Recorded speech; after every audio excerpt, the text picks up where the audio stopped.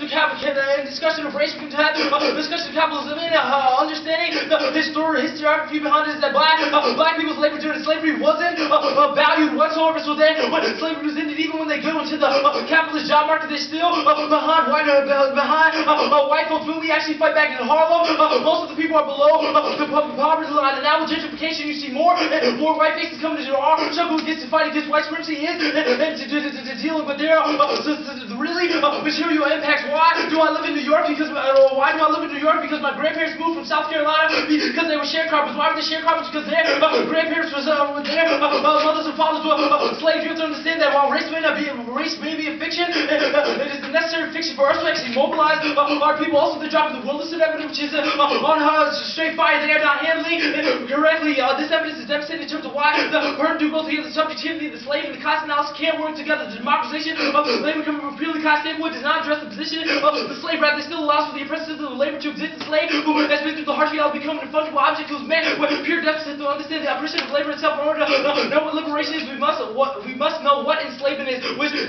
why the radical demand of the slave to cease labor altogether is a better political strategy to end oppression of labor as a universal form of imprisonment. It not only affects black people, but anyone who's subject to labor, being in a sweatshop, McDonald's, bakery, or any other minimum wage job. And also they're dropping our ROS to 2,000, which is also going to be devastating to their alternative, because standing on the left depends on what left you're talking about. Talking about classes is another way of telling a bunch of people to shut the fuck up. Same way they say we aren't political, so you should reject us because race politics isn't economic justice is the context of the neg. It's nothing but white paternalism to lead our social movements. Class politics are the scapegoat for predominantly white because they try to confront their privilege. Our evidence says that in the early black movements of the 20th century, the white people tried to be the vanguard of black people's movements, the acts like the Marxists. And this movement and telling me to stop any analysis of race and white women in the elevators grab their purse, not because I'm in rags, but because I represent something abominable. So the WMD, which are sex and evidence, is ready to explode on the scene at any moment. Also, they're dropping that we have moved beyond the point of no return. It may be fake, but it's very real. Race may be fake, but it's very real now. There are no Miguel asked them what name 5 white developing countries, but there are none because it even shows that the irrationality behind race suppression, but also that even the capitalist understandings and formations of the world that is inherently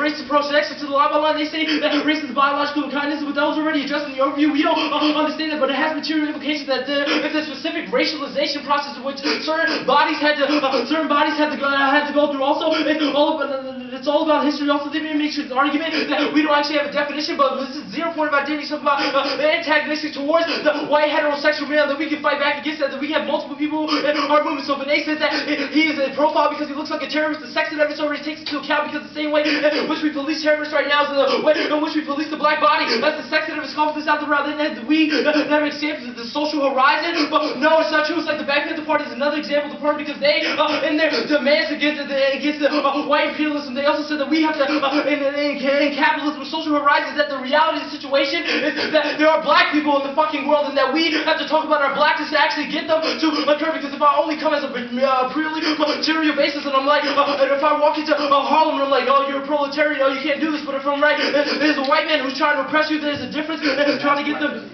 And it's a match of identity. Also, we're trying to talk about exposing the body. That's a warrant facet of it. So we actually have to disrupt this. Also, this evidence takes out any claims that we exclude people because it means that they actually get to have their own personal subjectivity because it's all about simplifying the body. So if you say that you feel police because they think you're a terrorist and talk about that and talk about your brown state towards the Southeast Asian identity. Next they say Foucault, but this isn't a sort of impact. Rather, it's articulation of power. The body politic we don't support in terms of their state. They say only class, but this approach is horrible. Next they say that sanitize the Bay community, but the perm will solve the